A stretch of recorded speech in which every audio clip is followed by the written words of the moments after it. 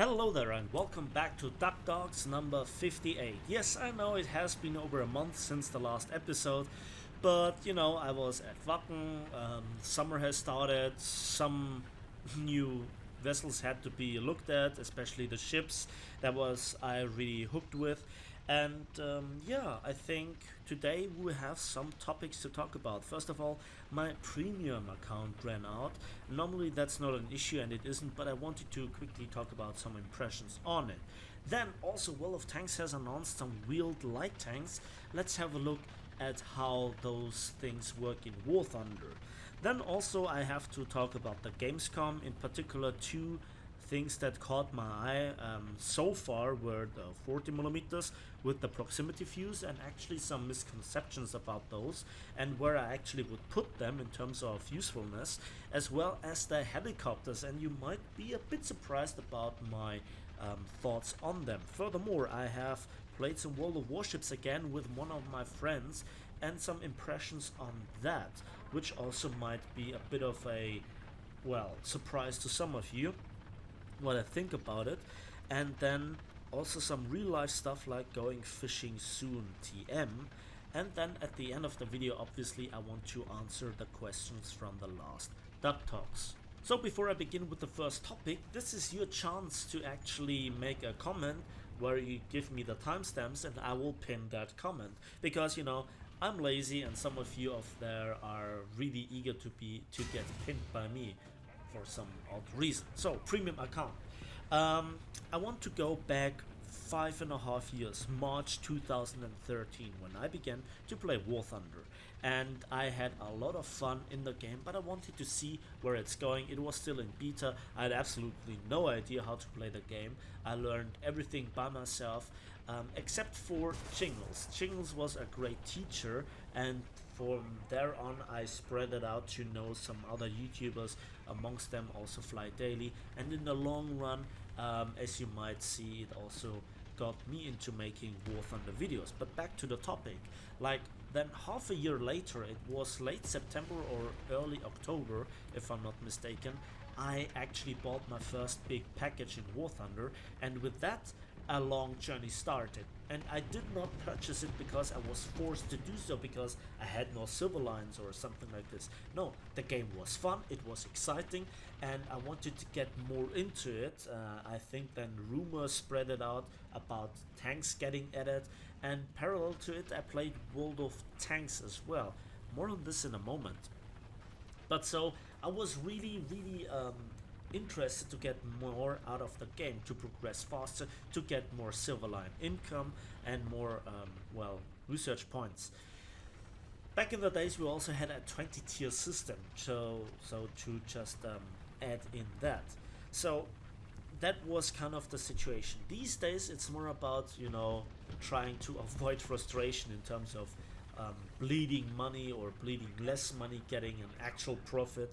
And I think when you look at what a premium account gives you, it gives you 100% more RP income, but quote unquote just 50% Silverline. Now there is a very good reason why it does this, because the difference in profit is actually more than plus 50%. It's the overall income that is just 50% more.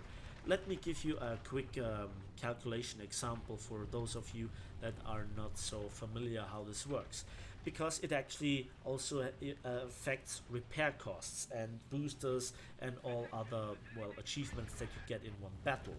So they all add up, and when you have at the end of a game without a premium account, a decent game with, like, let's say in tank RB you got 40,000 silver lines without a premium account. With a premium account it would have been 60,000 silver lines, but you spent like a lot of vessels in the battle, trying to win it and so forth, and you won the battle at the end, but you lost several vessels, some expensive planes, some expensive tanks. At the end you end up with 20,000 silver lines repair costs, and that means actually that your overall profit without a premium account is 20,000 silver lines. Still decent, but with a premium account it would have been 40,000 silver lines. The next thing is also, if you get a medal like the Survivor Award, it gives you with a premium account 7,500 silver lines more, but with a premium, but with other premium account, quote unquote, only 5,000 additional silver lines. Furthermore, with the customization, I noticed that of course the camouflage conditions are limited, you can't use it, and the decals are limited to only two. So I'm really curious if I get back my premium account, if actually I have all four decals on the vessels where I have four decals back on again. So I'm not quite sure when I will get back my premium account, but we'll have to see. That then leads to World of Tanks, and they announced wheeled light tanks, and that lets me think immediately about one of the advantages of War Thunder, because up until this point, War Thunder compared to World of Tanks is, well, actually possesses half tracks and wheeled armored cars, or anything with wheels that that World of Tanks lacks. So it's an advantage and an argument to play War Thunder more than World of Tanks, aside from sort of other things that I will talk about later on. However, the actual game mechanics are weird when you think about how awfully slow wheeled tanks are in mud when they try to climb even a slight hill, and also when you are at higher speeds, and how you are jiggling around even if you press the driver's assistance mode key. So it really is still a system from the beta of tanks, and overall Gaijin should really consider reworking it, as well as having an eye out for getting more of those things into War Thunder, because frankly, when they work, they're bloody awesome. Then let's talk briefly about Gamescom, and there were two things that caught my eye. 40mm with proximity fuse and also helicopters. First of all, I want to talk about the 40mm with the proximity fuse. A 40mm shell, when it directly hits a plane, deals a lot of damage, resulting very often in a one-shot kill, especially if you hit the wing. With a proximity fuse, it explodes in mid-air, very close to the aircraft, but I think it's limited to 6 meters. Now, a 40mm shell that explodes 6 meters next to your aircraft, 6 meters away from a wing, it doesn't deal all that much damage. It is a nice poof, and it gives you a very good indication where you should lead. But the very same vehicle in question also has a lead indicator, so that's not the actual problem. I think it's nice to see all the poofs right next to a aircraft, but actually it's not all that useful, is it? So also we have this already in the closed beta, or even the pre-closed beta for ships, especially the Fletcher, where it was just awesome, blazing away all 4 seconds with 5 127mm proximity fuse shells, and just blasting cruise, not just patrol boats, but also bombers and fighters and attackers out of the sky, being an aerial denial weapon for just making a circle around you, especially in conjunction with the quick reload and the fast turret traverse, and also the 40mm bow force.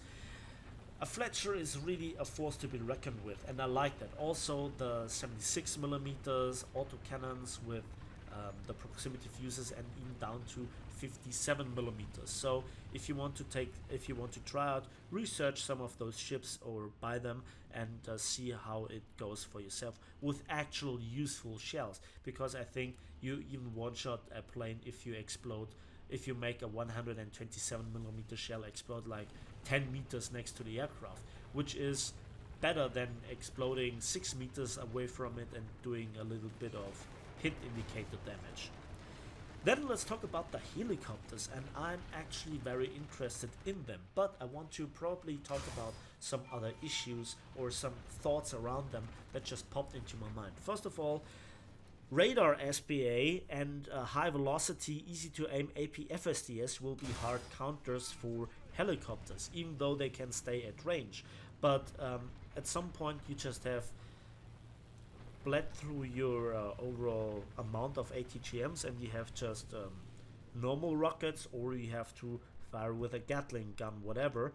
and then a radar SPA, they can reach out effectively for slow moving targets up to 2.5 kilometers, and that is just a long range that you have to overcome in a helicopter. Of course, you always can try to counterfire at those lightly armored SPAs, radar SPA in particular, and try to hull break them. But APFSDS from tanks, or ATGMs, oh boy, will they love to shoot at helicopters. I cannot imagine how fun this will be in Tank RB in particular.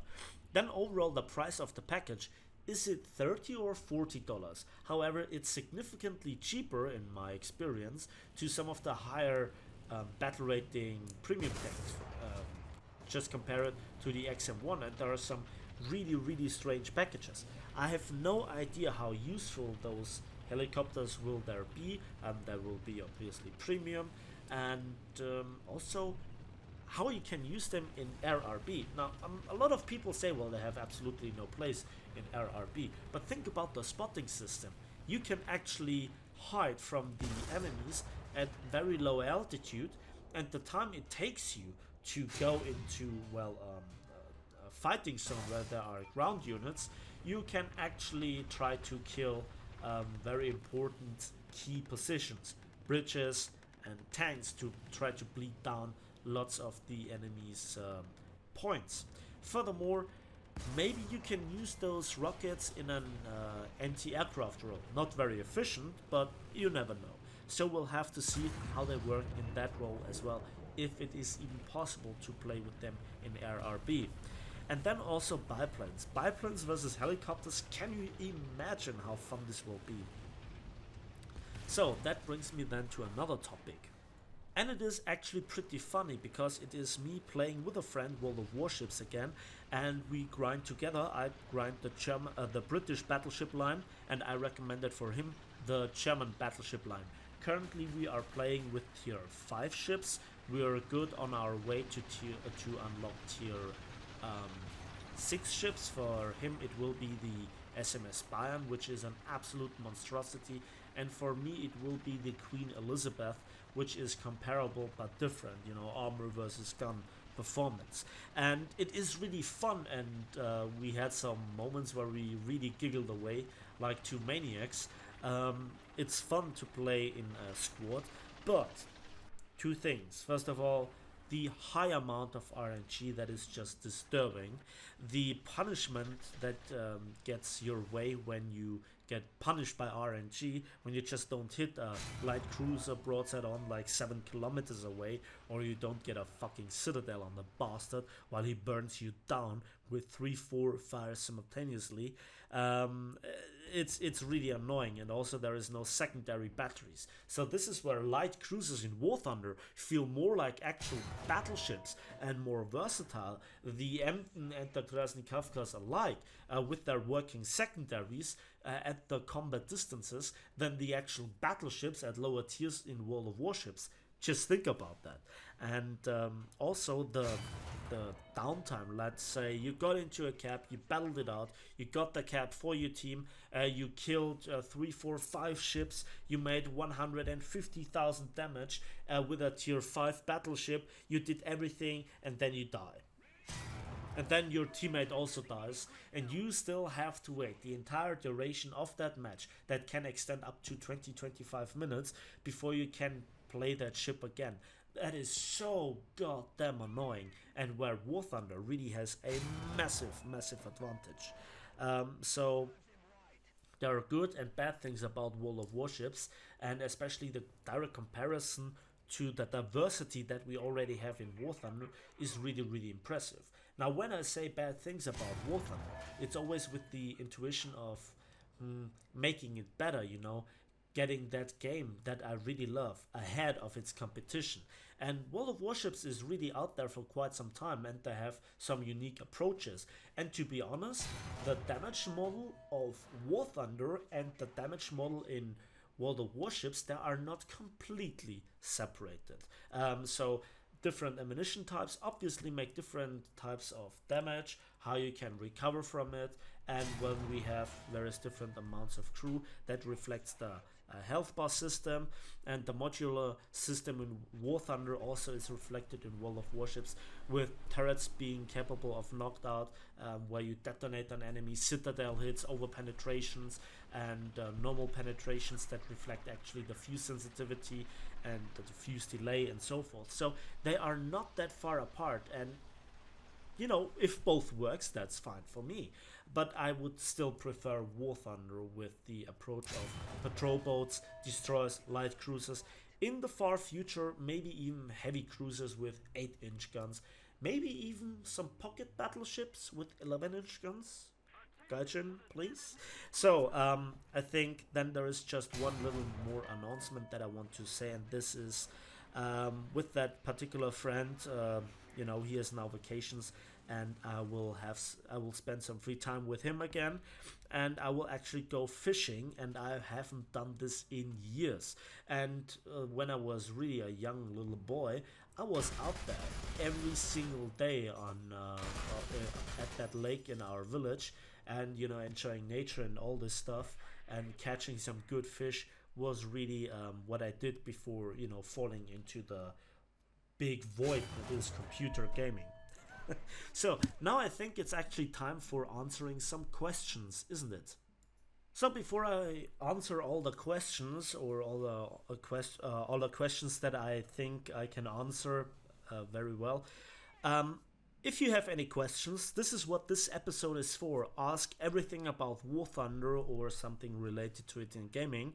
And if it is very helpful if I make the next episode, if you make it like this: question, double point, then ask your question, and then end it with an exclamation mark. This helps in actually finding proper questions really well. You can make very long comments, but if you have a question, post it in the very beginning. Don't worry, I try to read all the comments, and most of the time I actually succeed. So, first question comes from Florent X Turelman, and he asks in his SU-122P if he should use the post-war shells, the AP-CBC round, or to use the upgraded AP-HE-BC round. Well, very often I would say the problem at this battle rating is angled armor, and if you have an AP-HE-BC round with that caliber, 122 millimeters, that does better than the overall bit of penetration bonus that you have. But you always should use you always should take some of those AP-CBC rounds with you for penetrating more reliably the turret front of a mouse, or something like that. So there are not that many tanks where it makes a decisive difference, but most of the time it's angled armor that you have to worry about. For instance, a lot of the British tanks, I think, where you very often bounce with AP-CBC rounds, especially smaller caliber ones. SK asks about my opinion on the Super Pershing with the lower battle rating. Well, in short, I think that is a good step into the right direction. Now it will see many more battles where its armor and its guns are more meaningful than in the constant up tier that you receive at 6.7. Now there is a long comment from Darasa Asuka, and I had to look very closely to actually find the question.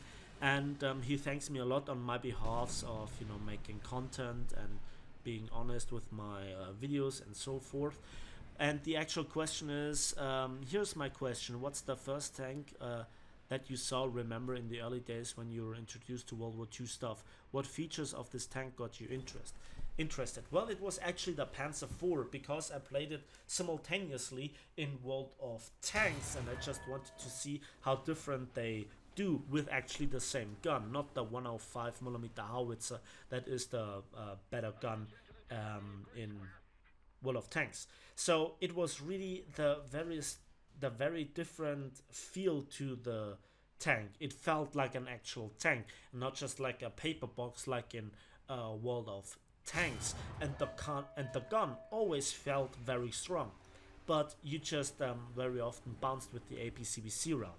Yes, I will consistently tell you about this, because before the introduction of the 30% interaction rule, the shells of the German 75mm area, they just bounced all day long.